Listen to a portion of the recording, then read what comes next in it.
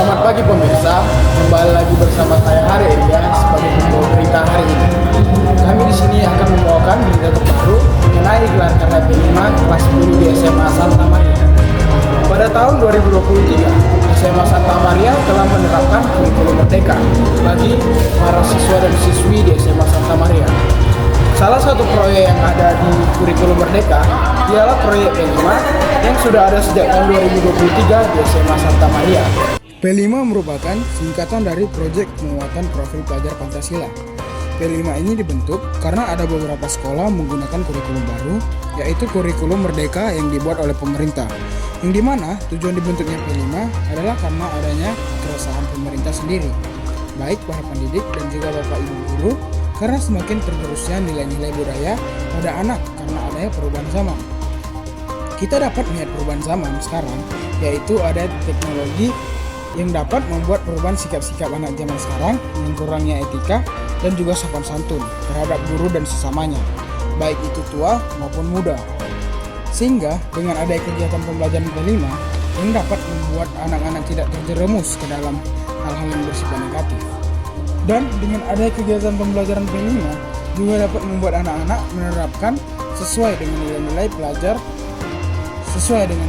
Pancasila berupa 6 elemen dan karakter, yaitu beriman, berkebinekaan global, bergotong royong, mandiri, dan bernalar kritis dan kreatif. Nanti kebinekaan global, bergotong royong, mandiri, dan bernalar kritis dan kreatif. Nanti baik, kami akan menghubungi rekan kami yang berada di lokasi langsung SMA Santa Maria tentang mengenai bagaimana kondisi gelar karya P5 yang sedang berlangsung. Selamat pagi pemirsa, saya Laurencia Fiani dari kelas 11S. Lokasi saya saat ini adalah lapangan SMA Santa Maria. Di sini saya akan mewawancarai salah satu koordinator gelar karya P5, yaitu narasumber saya, yaitu boleh dong perkenalkan namanya? Nama saya Jenatasia Sitian dari kelas 10B. Saya merupakan salah satu koordinator dari P5 10A dan 10B. Jadi, menurut kamu sebagai ketua, P5 itu apa sih dan tujuan dibentuknya P5 itu apa sih? Menurut saya tujuan dibentuknya P5 itu adalah untuk membentuk kerjasama dan kekompakan para siswa. Yang sebenarnya saya dengan 10A dan 10B itu kurang dekat dan kurang mengenal murid-murid yang ada di 10A. Dari P5 ini saya semakin mengenal dan semakin dekat dengan 10A. Lalu yang dari P5 ini itu dapat membentuk atau membangkitkan kreativitas siswa yang ada di grup itu. Kata kamu kan P5 itu membentuk kerjasama nih. Jadi dalam proyek P5 kali ini, kamu itu berperan sebagai apa sih? Saya berperan sebagai ketua dari kelas 10A dan 10B. Kalau jadi ketua, kan kamu tahu nih ketua itu tanggung jawabnya besar dan juga pusing, ya kan?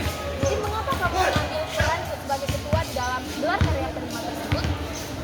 Karena saya ingin mencoba tantangan baru aja gitu, untuk membangkitkan jiwa-jiwa kepemimpinan saya. Karena saya yakin dengan mengikuti tantangan ini, meskipun ribet dan berat itu akan membentuk jiwa saya di kemudian hari.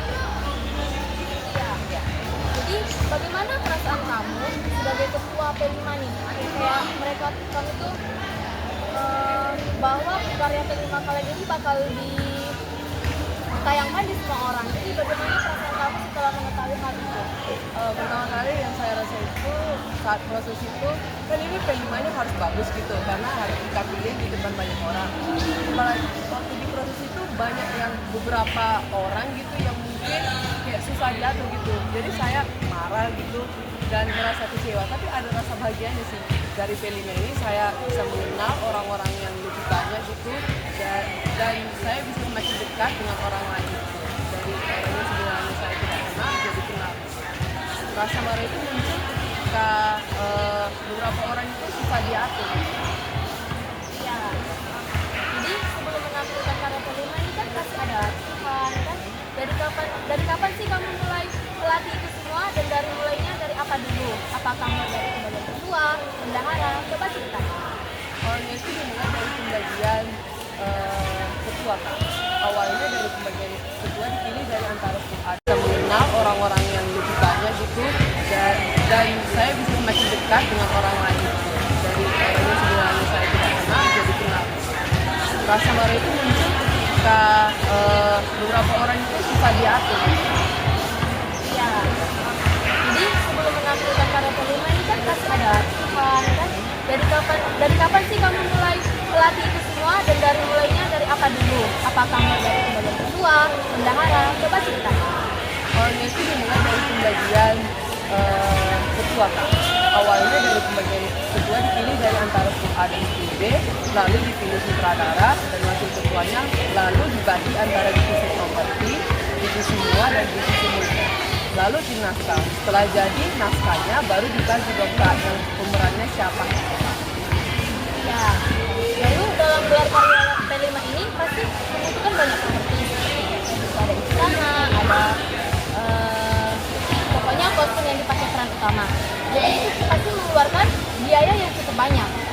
Jadi kalau kamu sebagai ketua nih, bagaimana sih cara mengatur keuangan tersebut?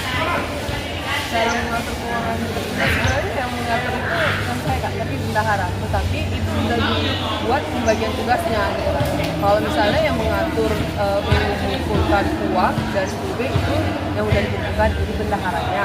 Terus itu cara mengatur keuangannya itu dibuat nota biar tahu keuangannya itu sebenarnya berapa jumlahnya sekarang. Buat catatannya.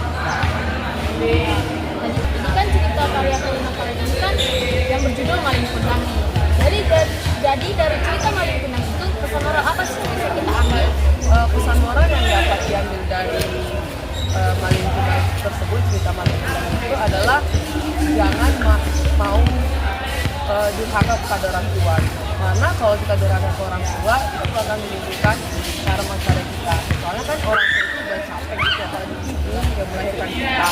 Kalau sempat kita membangkang pasti akan membuat kita mendapatkan karma.